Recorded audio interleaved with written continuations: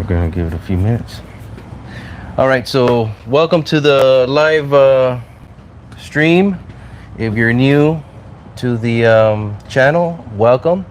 We ask that you please consider subscribing and liking if you're enjoying the content.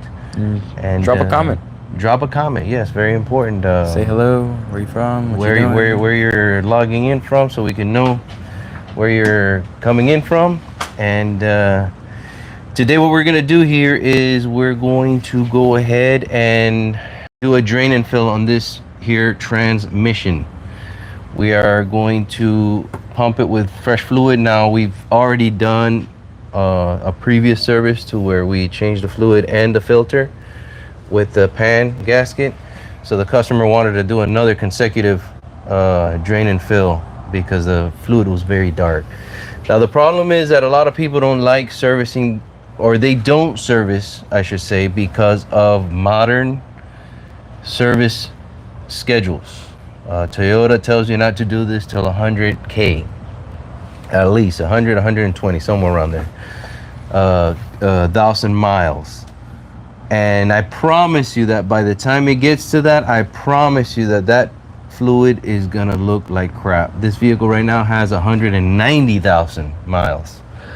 And as far as the owner's concerned, it has never been done, at least by him, that he can remember.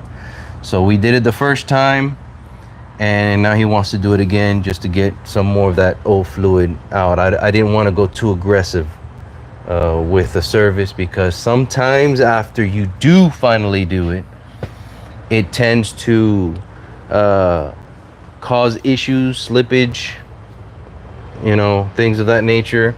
And then the first individual that gets blamed is always who? Us. The mechanic, exactly. So with that said, that's a reason why a lot of shops don't even want to touch it, especially when it's high mileage. They don't even want to touch it because they don't want to have to eat a transmission, even though they have done nothing wrong. They just drained the fluid, topped it off with fresh fluid, and then all of a sudden you start having an issue. Well, the problem was already there. We kind of just helped it, but it's nothing that we really did. The transmission was already on its way out.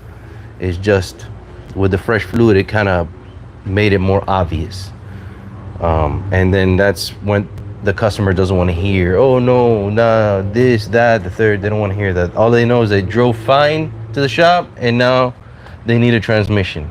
That's all they need to know, because the bateo is gonna be catastrophic. Nice. All right, so what we're gonna start with is we're gonna go ahead and remove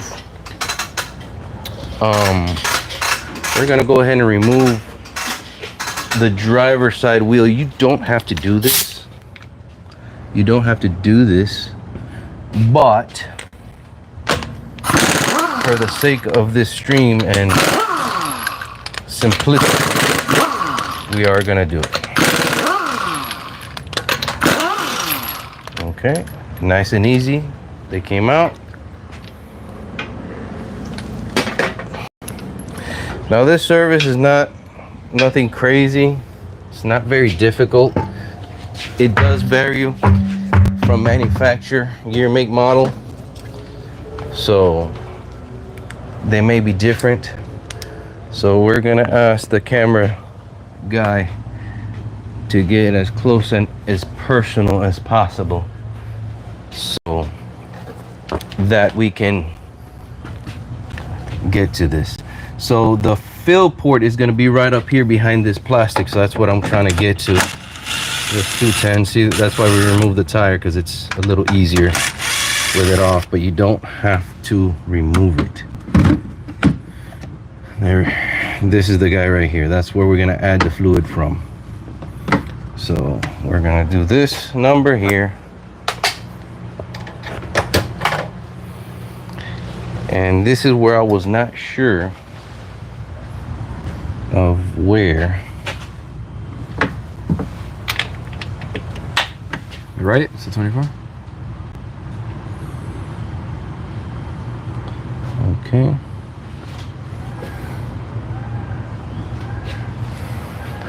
Okay. 24 indeed. Nice. First try. Giggity giggity. Alright. So I'm just gonna use a big old breaker bar. This thing is pretty tight.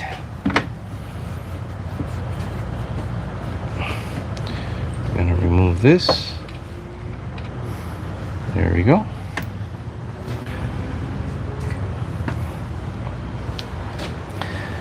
All right. And now this I'm just gonna do for the sake of giving you guys a visual. Let me clean this up first. It's a filthy.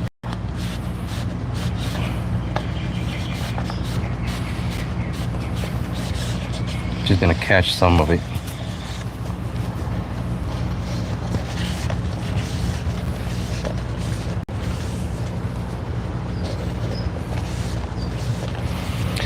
Gonna catch some of it right here. Clean this up as much as possible.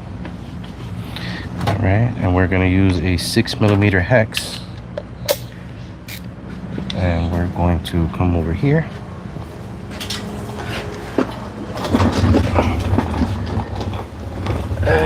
We're gonna get here in the under parts here. So this is our drain and level at the same time.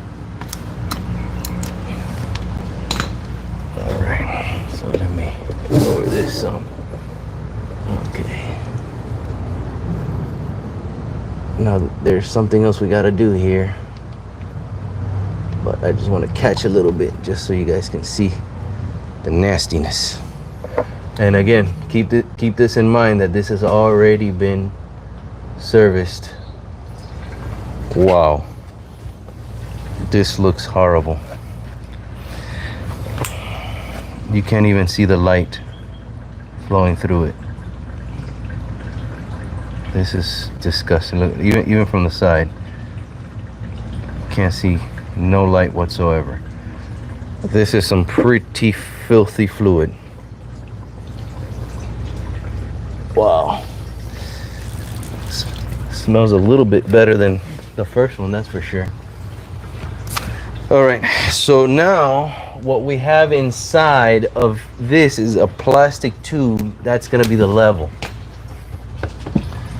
I don't remember if it was this one. I think. How's the lighting there? Good? Are you getting clear? Yeah, I'm in a little bit, but All right, come over here on this side, sir. So you won't get the glare from my come a little mobile. All right. Okay. So inside, there's gonna be with the same 6mm hex. You're gonna pull this little plastic insert. You're gonna unscrew it. Make sure you get a good. This is the level right here. That goes screwed in there. Now all of the fluid is gonna come out. Right there. The last little bit that needs to come out is gonna come out now. nice. Wow, that fluid is filthy. It doesn't smell as bad as the first one. It's not very clean though. So you're over.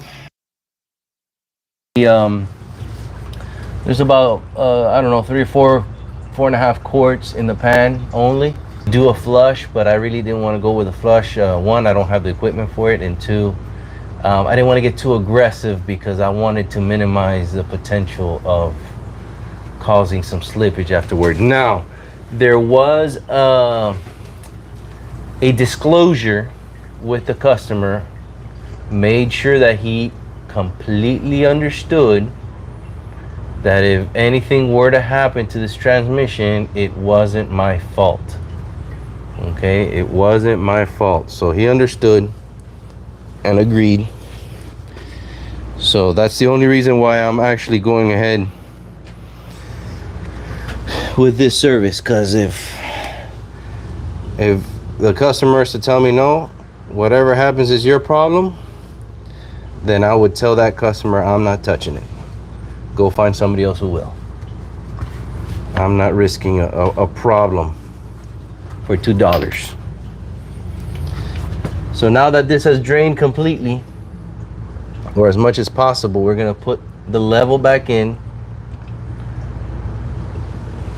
and we're gonna screw it in all the way. Doesn't have to be in there super tight, just till it stops. Oops. There we go. All right. There we go. That's it. Right there. That's it right there. All right. And now we put the drain plug right back in with its washer.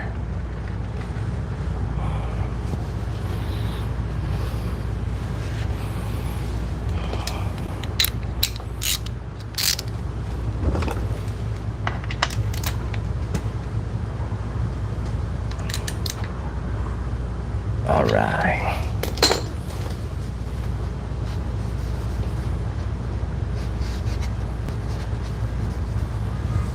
All right.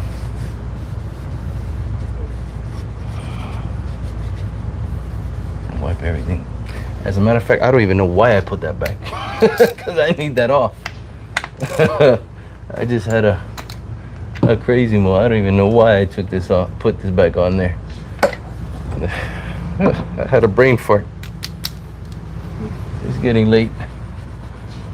Okay, so we're gonna leave that off because, again, that's our level. Now the fluid that we're using is genuine Toyota ATF.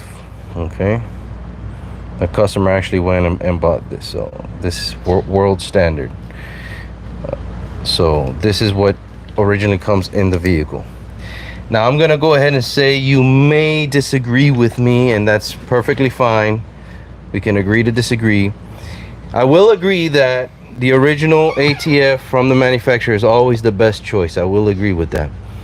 However, you got Valvoline and other reputable oil companies that make oil ATFs that are compatible across a wide range of vehicles, multi-vehicle fluids.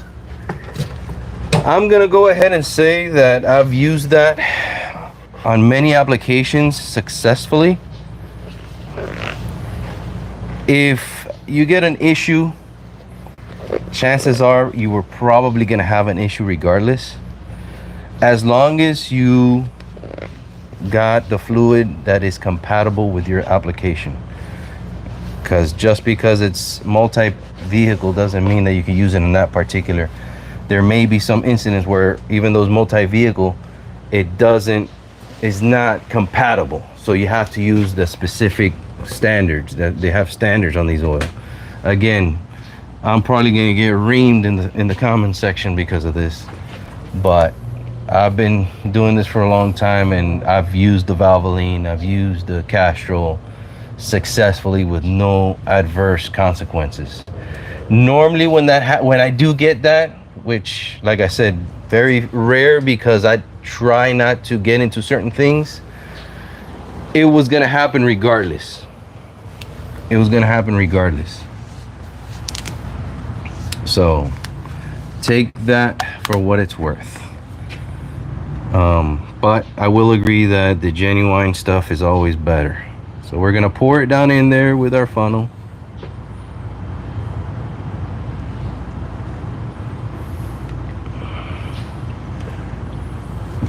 There we go. And see how it's already pouring down there? Okay. All it took was 1 quart. What is that, the level cold? So there's probably still some more old in there. It's not gonna come out all. All right, so now what we gotta do is we gotta start it, go through the gears, let it flow, and then we gotta start. The level's gonna be when it's warm. operating temperature and running. So I just did what is called a pre-fill. Or like a cold fill or whatever. Yeah. Stay. Don't drip.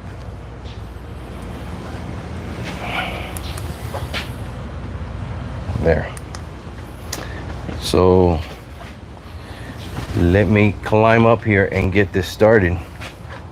We don't have to go into the car and run it a little bit, do we? The gears, get the wheels spinning. No. We just gotta run through the gears. We gotta run through the gears. Okay. And get it. We got a question here, man. What might that question Someone be? asked, can you take the crankshaft pulley off without an air gun? The crankshaft pulley? Yeah, without an air gun. I mean, I don't see why Yes, not. you can. There's a little trick to that. You can. It's always easy with the gun. I'm gonna go ahead and tell you. But technically, yeah, you just gotta be able to lock the pulley in place. And Lock it with what is the question, though? depends on the vehicle make model. Okay. He asked me with like a breaker bar wedged against the alternator. We're gonna go ahead and run through all the gears, wait in between for a couple seconds. Okay, neutral, reverse, park. Then I'm gonna do it again. Oh boy, reverse, what was that? Hold on. Neutral. See. We're gonna answer your question Drive. in just a second, Casey Jones. Neutral, reverse, and park. Alright, that should be enough. Now we're gonna leave this running. He asked like with a breaker bar wedged against the alternator. No. No, not the alternator. You can wedge it between the frame. An old school. Let's go over here so we can give them a visual. Let's get down here. Okay. So we got the crankshaft spinning. You're gonna have to come down here, okay? An old school trick is put a big breaker bar in the nut, and normally you can wedge this between a solid surface here on the frame. This is just for illustration. I'm not telling you to do it on this particular car. You got to be careful on how you do that. And we used to bump the starter, just bump it, clang, clang. And when it rotates, it gets locked and it loosens that nut. That's an old school trick we used to use years ago. You can still do that. You just got to be careful. I actually did a video on that. Look into my channel. There's a video on that actually where I did that little trick, and I forgot for what vehicle it was. But yeah, do not wedge it with the alternator because you will break something on the alternator. That's too much force going on the alternator. Normally it's on like a solid part of the frame. The actual chassis of the vehicle, not like a radiator support or something flimsy like that. I hope that answers that question. Any other questions or comments? Yeah, any other questions, comments? Just put them in there. We'll get to them. It's a 2003 Outback. I think it needs a new crankshaft pulley. Can you tighten the bolt back up with the bar? Yeah, you can tighten it, but you're gonna have to hold it. You're gonna have to hold the actual pulley with something. A chain, what do we used to call those? A chain wrench or something like that. It wraps around the pulley. Oh, I think I know what you're talking about. It's I think we have one in the shop, don't we? Yeah, and yes, technically you can do that.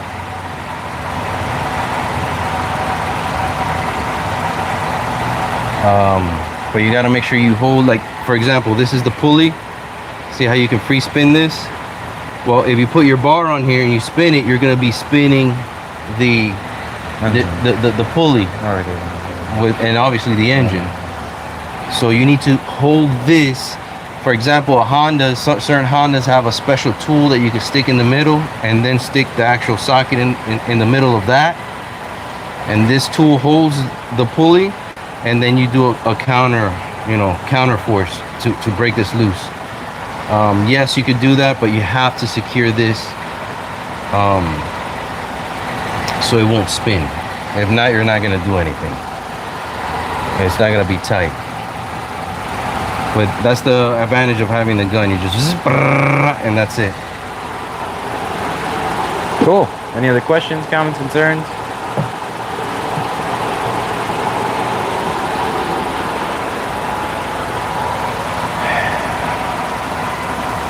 Yeah, there's not much oil that fits in that pan, so what I'm just gonna do is I'm just gonna let it overflow And just let it leak out. And Yeah, when it stops, it stops. to get as much of the old stuff out as possible. So in essence, we're actually kind of flushing it, so to speak. How many courses does this take? In the pan, not a lot. In the pan, I think it only takes like 3 quarts, 2.5, 3 quarts, The something whole like transmission? that. The whole transmission is gonna be, I don't know, 9 or 10. I forgot. I have Quarts? Quarts, yeah, Oh. something like that. Wow, so quite a bit of oil. Yeah, I'm just letting it overflow because that's almost like a flush almost. You know, we already poured fresh oil in, and then it's just pushing all the old oil over the. It says he has an 01 Forester with 270,000 miles on it. Drives it every day. Jesus. A Forester. Yeah, How many Subaru. miles? 270,000 miles. Oh boy. That's a lot of miles. Yeah. Indeed. Hey, if it ain't broke, Don't fix it. oh yeah. Okay. Thanks for the comment, Casey Jones.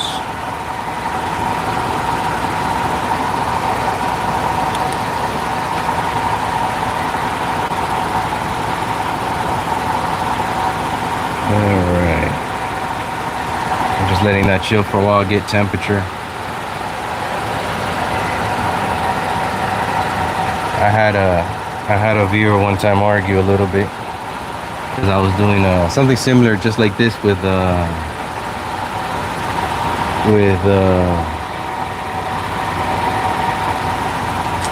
do you call it?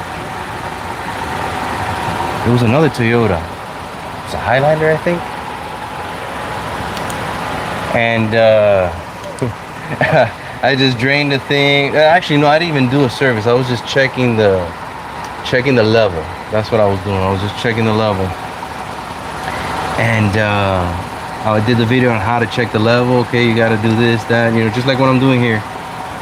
And the viewer was like, "Oh, you didn't even check the temperature. At least check the temperature of the pan, because per the service manual, the ATF has to be at a certain. They want it at a certain temperature, and then you check the level, and then you know, because as the fluids heat up, they expand, so the level goes up."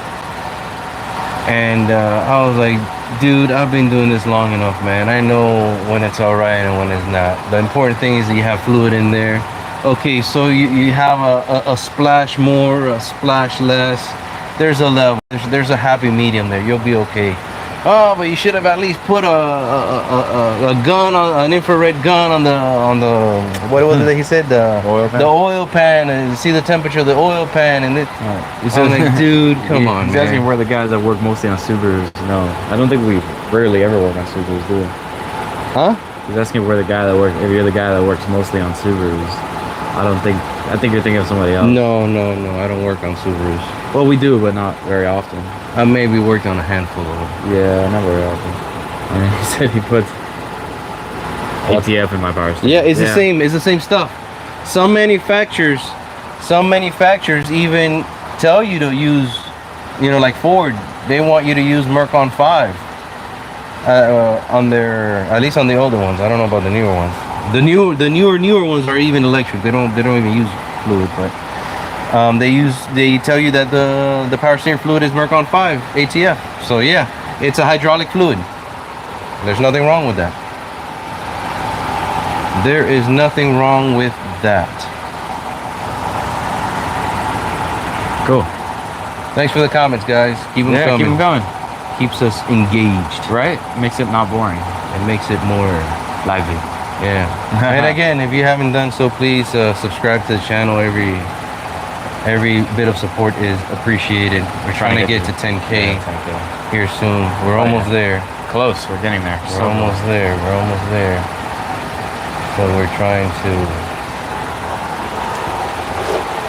This is a little bit of leftover.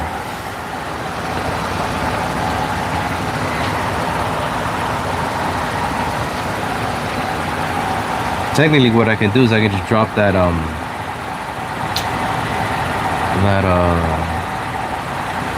okay. No, the little level thing, let it drain out again, and then pop another cord in there, and so forth and so forth. But this does the same function, so I'm just gonna stick to it. See all the old nasty stuff coming out of there? It mixes with the new stuff,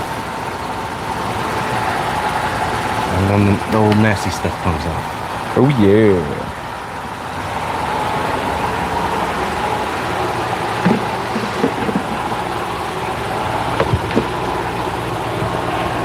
That is old and nasty. Let me toss this out.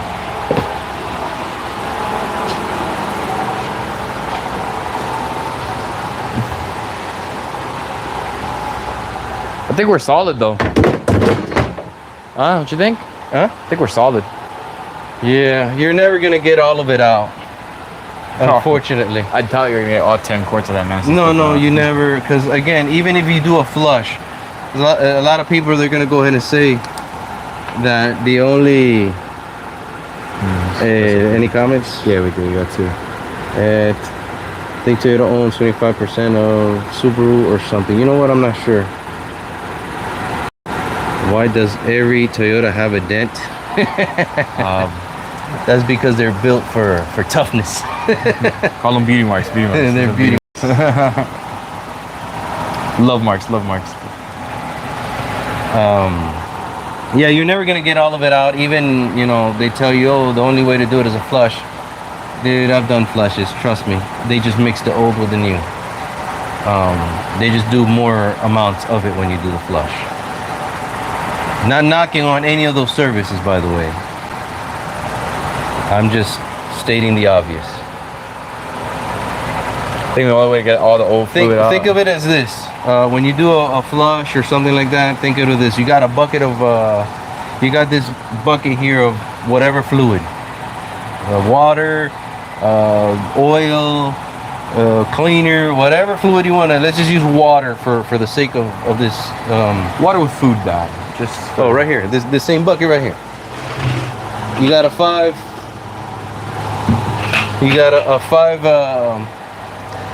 gallon bucket. We're gonna pretend this is water. Let's take a quick second to answer this question. We ever drop the transmission pan and change the internal filter? We've done those a few times. Those are services that we do. Yeah. As a matter of fact, we did that on this vehicle. We did that on this vehicle about a couple weeks ago, I think. Yeah, it was like a week and a half or 2 weeks ago. Something like that. And we're just doing a follow-up to get more of that old nasty fluid out. That's what this is about. Yeah. So I figured it was a good, opportunity to try out our new equipment. Audio equipment. Let's make sure we specify. And what else? And do another live. Since it doesn't take much time to do that. But what I was saying is, you got 5 gallons of dirty water here. You want to get clean water in here. What's the best way to do it? Dump out the entire bucket, wash it, and fill it with clean water. You're done. You gotta wash it first. Well, yeah. For the sake of the illustration, you gotta drain the whole bucket out and top it off with 5 gallons of clean water. You're gonna have clean water in there. Okay. Now, what you can do is get a little scooper and take out half a gallon, pour in half a gallon. Take out half a gallon, pour in half a gallon. Take out half a gallon, pour in half a gallon. That's what a flush does. it's still gonna mix in there in the transmission. Pretend this is the transmission, it's just gonna mix in there. It's gonna mix in the bucket. So you're gonna need, instead of 5 gallons, you're gonna need 50 gallons to get it clean, because you're constantly mixing clean with dirty. That's what a flush machine does. It pulls out and it pumps back in at the same time. But once you get it in there, it's gonna mix with the rest of the stuff. So it's an what do you call that? Dialysis machine for transmission. He's asking, where do you dispose old coolant? That tin right there. And then I got to properly dispose of it. Yeah, we got a collection company. Yeah, no, we don't just dump it in the sewer or dump it in the grass or any of that. No, we do the responsible thing. I actually pay for them to come get it. Good question. Doing our part for the environment. That's right. AutoZone doesn't take coolant, you guys? No, They take oil. they take oil, but not coolant. Not many places take coolant. I don't know why.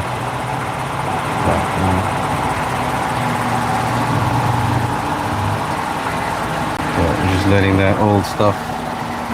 Again, I repeat, this is just an overflow. It's already at the level. I'm just overflowing it, let it drain out to get more of that nasty old fluid out and putting fresh fluid in. It's my own version of the flush, if you want to call it that. I'm just letting that mix in there, and this is exactly what the flush machine does. It just does it more fancier. Automatic. Yeah, it's a dialysis machine for transmissions. That's all it is. So not close on that plug. I think the city takes the city dump takes coolant. You just gotta pay them to take it. I'm not sure. Never tried it. I know they do take some stuff in limited quantities, like oil and stuff like that. Coolant, they might. I don't know. Haven't thought about it, but if they charge for it, then I might as well just accumulate it and then pay somebody to come get it. I gotta pay for it anyway. He's asking if we like Porsche. I do. Yeah, I know you do. I do. I don't like anything that costs more than 3 times my yearly salary. Oh, isn't that lovely? Well, I mean, you could probably get a Porsche. Maybe like old Boxster or something. I'm a poor guy, so I'm a working man. So I gotta stick to my Toyotas and Fords and Nissans and things of that nature. That's fun. No, I'm a big Porsche fan. Yeah. I love me some Porsche. That is German engineering at its finest. Oh boy. How about the Ford Ranger? That is the greatest truck ever made. Ever. That is the greatest truck ever made. That is, as a matter of fact, I'm biased because I own We one, have one, yeah. but those things do not know how to die. That's a tank. I don't care who you are. I don't care what you. Oh, now let's specify. Let's specify. What Ranger are we talking about? The new one or the old one? Which one? Please clarify that before I truly answer that question. Ford Ranger. Let us know. Yeah, that's You're talking about the new stuff or the old stuff? old stuff, man. What is that? 96, 95? From 2000. When was the last year they built it? 2009, I think. Yeah. 2008, 2009 back, something like that. I don't know, man. That run from the late 90s, early 2000s is the best Ranger. If you're talking about City's never had a Ranger, but they look tough. Well, they are tough. From like the old generation, like 2009 or whenever the last year they did it before they brought it back to life, yes. As a matter of fact, you get 2 thumbs up. You get the Geo seal of approval. You know, the greatest truck ever made. That truck doesn't know how to die. It keeps on going. Obviously, if you abuse it, it will die. But throw another engine in that there, thing, man, it is A marvel. Pretty sure they made the Ford Ranger the Raptor. Yeah, that's a trim level, I believe. Oh, really? Yeah. Oh, I didn't know that. On the newer one, Raptor's a trim level, huh? Look at that. I didn't know that. or something like that. I don't know. Something to that the F-150 Raptor or something like that. I don't know. But It's a Ford. that old Ford Ranger, man, I love that thing. At his peak. You can't. You give me $1 million and I won't sell it to you. I mean, it's $1 million. I don't care. Now, if you're talking about the new stuff, I don't know what to tell you, but It's new. and as a matter of fact, we're gonna do another live stream here in the near future. I don't know when, because I kind of just wake up one day and decide to do these things, spur of the moment. But I'm thinking about doing a live stream talking about engineers and their infinite wisdom. Oh, yeah. Love those guys. And what they did with the new Ranger is they put a God, what do you call it? But They put they made it a hybrid. no, they put a wet timing belt. Oh, yeah. I saw that. A wet timing belt. Who thought about Who that? thought about that crap? Who decided Who that was thought a good idea? A wet timing belt. And guess what they're having? Timing belt. They're breaking. Lovely. And guess what happens when they break? Your whole engine's cooked. You're gonna bang valves. You're doing a major engine repair at that point. You might as well just put a new engine in it. So it's like, come on, man. Who thought Really? a wet timing belt was a good idea? You guys are. Like the dry AutoZone told me bad coolant temp sensor, had to buy a good one at Advanced. Yeah, that's happening now. What happened? Said that AutoZone sold him a bad coolant temperature sensor. He had to buy a good one at Advanced. Yeah. Yeah, that's happening more than it should. I think we've also had a live stream about that. Yeah. Or many rants on the channel about bad parts. I rant a lot, so Yeah, well, you're bound to find it somewhere. I just get fed up. So I mean, it's to a point with really delicate things, we don't even go to the auto part anymore. Like, what is it with water pumps? You tend to buy original at this point? Not We've had so many necessarily. bad water pumps. Not necessarily. Timing components, we tend to buy original from the dealer. All right, so real quick, back down to here. We've already topped it off.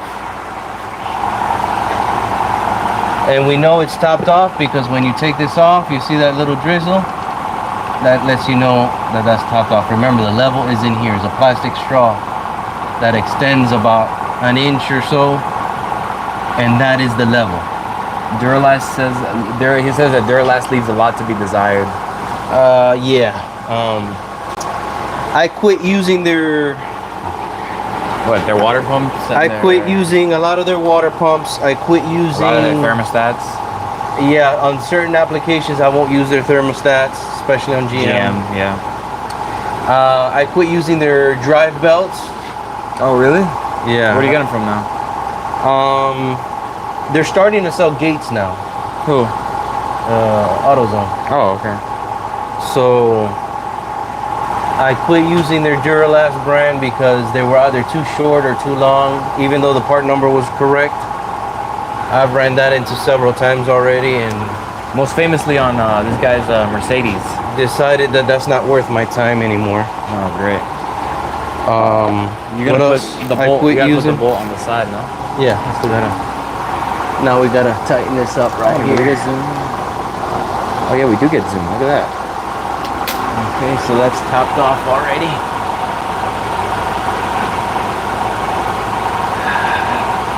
There you go. All right. So there you go. We are getting tore up by mosquitoes out here. What else did I quit using from AutoZone? I don't know. I think we're like moving away from using the Duralast brake pads, Yes, now I quit. I'm not gonna say I quit, but we're moving away from. but I have here recently gotten away from We've been running those import directs or whatever they're called. Duralast brake pads. Really don't have much of a complaint other than I guess they were just leaving too much brake dust or something. no, not really. Oh, they're not too bad, really. It was the hardware. Yeah, but for some reason, I don't know if it's, like I said on the last break live stream that I did, I kind of mentioned it. I don't know if it's, you know, in my head or anything, but I feel like the Brake Best Selects, the hardware that comes with it seems to fit better. Again, I don't know if it's in my head. I haven't used them long enough to say for sure. But I know for sure, I can tell you that I tend to try not to use the aftermarket unless I have to because they're damaged. Because a lot of times I put the aftermarket hardware for the caliper bracket, and I get issues. I get noise issues where they're scraping up against the rotor or this or that. Or we're doing some brakes in class, and I finished my side in like 30 minutes, and the other guy that was doing, I think it was actually Ben doing the other side. He was there like an hour, fighting with hardware, this and that. Yeah, and I had my side done in 30 minutes. Yeah, it's like, it's just the hardware. It just sometimes really just screws you over. Yeah, it does. That's the problem. That's what I'm. And then now that you're here, now the time that you're here losing on hardware, you are unequivocally losing in labor time. We're just putting everything back together at this point. This thing is basically done. Any other questions, comments, concerns? We got the level. We got the level. We're just gonna tighten those two 10 millimeters. Again, technically, you don't have to take this wheel out. You can just turn it and kind of fight with it, but wiggle your way in there. But for the sake of this, we did it for you guys. Yeah, exactly. So. Do you like the Volkswagen GTI? What is that? The Golf? What is new? Anything that is European, I dislike. Yeah, but those, what is that? The Golf GTI? I don't care what it is. I think those cars are actually really good. I don't care what it is. Anything European, I dislike. That's just my. Just a hater. Yeah, I am a hater. I'm not even gonna lie. Just a hater. I am a hater. The GTIs are actually really good cars. I don't know about the new ones, but the old ones are tanks. I am a hater for sure. In my opinion, the GTI is like, I don't know. It's like a German Corolla. That's really all it is. Volkswagen used to be pretty good stuff back in the 90s and stuff. But I don't know, they just overcomplicate everything nowadays. Someone's here. Hold this real quick. Espérate. Someone's at the front door. Espérate. Let your mom deal with that. Yeah, that's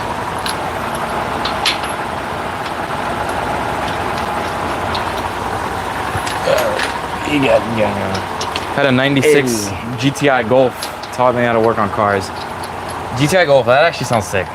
I'm not gonna lie, 96 GTI Golf sounds sick. Yeah, back in those years, 80s, 90s, I think like those 80s Beamers were sick. I think they were more reliable, I guess. But then again, everything was reliable in those times. Not everything. Fun drive though. ¿Qué pasó? Oh. ¿Quién?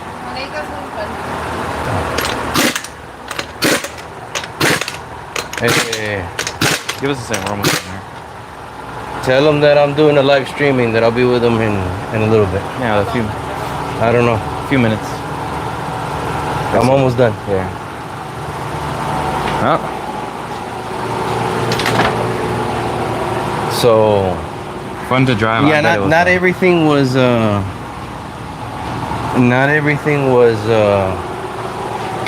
how do I say this? Reliable. Everything. I can think of some cars that were just junk. Like the Mitsubishis? Yeah, those sucked. A lot of Fords sucked. Certain Nissans too. I don't know. Nissans were pretty good back then. I don't know. There's a few that are more sporty models that you look in there and you're like, oh, what is this? I'm sure. But the Mitsubishis were horrible. Oh my god. Any other questions? Toyota MR2 were rad. I remember working on those things. Those things are sick. They were like little go-karts. They're cool though. That was MR2, right? Yeah, they had the MR2, the MR2 Spider, and the, what was that? Either the Mark III or the Mark IV Supra. I don't remember which one. Yeah, I remember working on. They have the engines in the back. Yeah. Yeah, I remember working. I wasn't a fan of working on those because they were just awkward. It was like, it was the oddball. It was a rear mid-seated Toyota. That's weird. Yeah, that's what made it weird. But yeah. they were cool little. They were cool little toys. That's really what they were. They were just fun. Okay, so let's see what else we got going on here. I think that's it, guys. We're good. We're good to let's go ahead and bring her down. We're gonna push the button here. That's the sound of the gun. To raise the vehicle, and we're going to remove. Well, they're outside working. We put it away tools. These locks.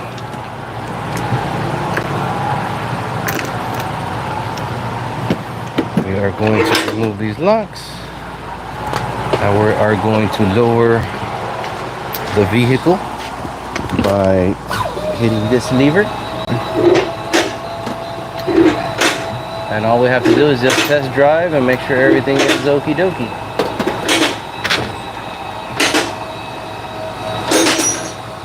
Again, if you're still with us, we thank you for joining. We ask that you please consider subscribing, liking, and hitting the notification, because that way you can get notified when we do these live events, if you so enjoy them. Let's take out these arms. Oh boy, starting to get late. Cars are fun. Awesome. Any other comments, questions, concerns from anybody? I think we've covered all our bases, haven't we? Yeah. Awesome. I think I think it's time to wrap it up. Mosquitoes are starting to We're kill gonna- me out here. we already topped it off. Yep. Ready to go.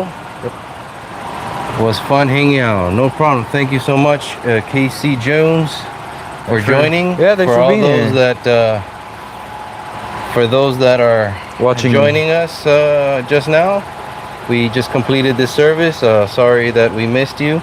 Please consider subscribing and hitting the notification so you can get notified on our next adventure, which there's probably going to be more and more of them as time progresses. We just updated our audio, so Yeah, and pretty soon I'm cameras- actually dying to hear it to see how it came out. I'm very intrigued. Because we were having an issue with audio. You know, you had to be right up close to the camera and all that. That and wind noise is a problem Wind too. noise and things of that nature. So, And then hopefully we get the camera situated and so we're gonna go ahead and wrap it up for right now. And again, thank you all. And we'll catch you guys in the next video. nice. Ciao.